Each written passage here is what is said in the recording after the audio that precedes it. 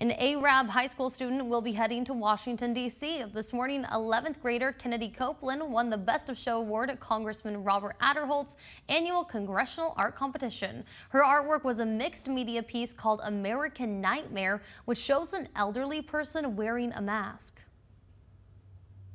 I wanted to bring notice back to the people who this is really all about. It's the older people, and they were kind of forgotten about, and they were the most affected, and I felt like focusing on that was an important part of capturing what the time was about.